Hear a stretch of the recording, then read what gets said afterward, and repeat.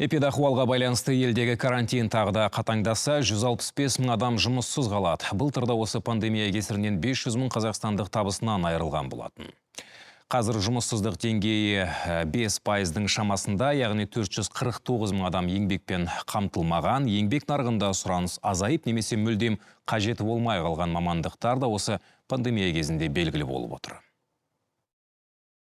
Жойылып баратқан айтады мамандықтар бойынша, мысалы, есепшілер бар қазірде, мынау жалақыны санайтын адамдар барлығы бұл жойылып баратқан профессияларға жатады. Себебі қазір тағы да айтайын, технологиялар енгізіліп жатыр.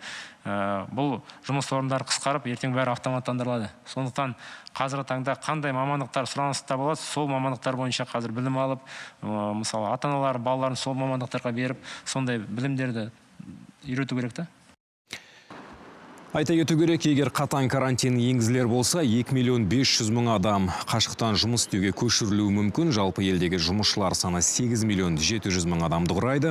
Бүгінде қазақстандық еңбек нарығында денсаулық сақтау саласының және IT мамандар тапшы. Оның үстіне жуық арада 239 жаңа сала пайда болмақ. Соған байланысты еңбек министрлігіне қосымша оқыту, қайта даярлау курстарын ұйымдастыру бойынша бас қатыруға тура келеді.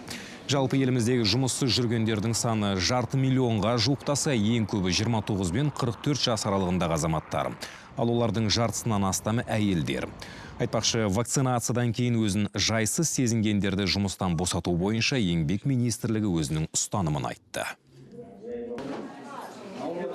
Қазір вакцинациялау қарқын алды. Әрине, әр адамның ағзасы ерекшеленетіндіктен екпенің әсері де әртүрлі болады. Екпеден соң барлығы жарты сағат көлемінде қадағалауда болатынын білесіздер. Меніңше, егілгендерді бір күнге жаппай жұмыстан босату қисынға келмейді. Егер жағдай тіптен нашарлап кеткендер болса, емделуге жатсын.